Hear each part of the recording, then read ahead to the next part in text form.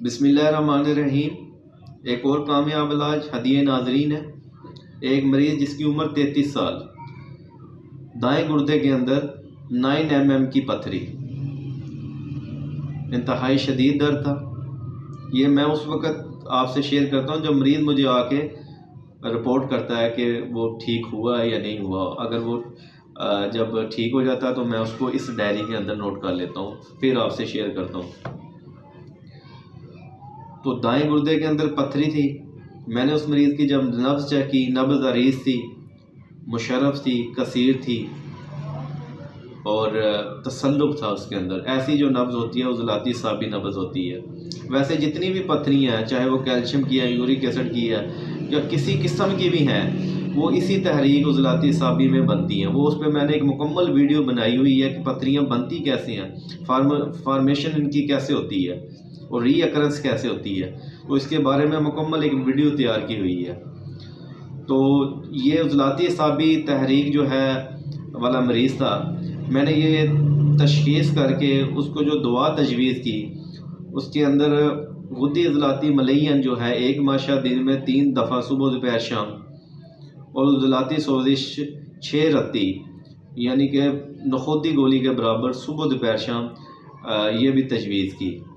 ये एक कम्बिनेशन, और अलग से त्रिया के गुर्दा जो है वो एक माशा, वो भी दिन में 4 दफ़ा सुबह दोपहर शाम और रात, हर 3 से 4 घंटे के बाद पानी के साथ। तो ये इसका असूल और कानून यही है पथरी का कि जहाँ भी पथरियाँ उसको तहलील कर दिया जाए, मतलब तोड़ दिया जाए और इसका इखराज करवा दिया जाए। तो जो मैंने ऊपर जो दवा तजवीज़ की फर्स्ट कम्बिनेशन, उसमें बेहतरीन तहलील है। और त्रिया के गुर्दा के अंदर भी ये भी पथरी, क्योंकि इसके अंदर हजरुल ऐसे अज़्ज़ा है, हजरुल यहूद वगैरह, वो भी पथरी को तोड़ देते हैं। और साथ में बजूरी जो शरबत है किसी कंपनी का ले लें, उसके भी 3-3 चम्मच जो है वो डाल के मैंने उसके अंदर पानी के अंदर पीने के लिए दी उसको, ताकि वो पेशाब भी पैदा हो और ज़रा ज़ोर बने, जैसे पथरियाँ टूटें और उसका इखराज हो जाए।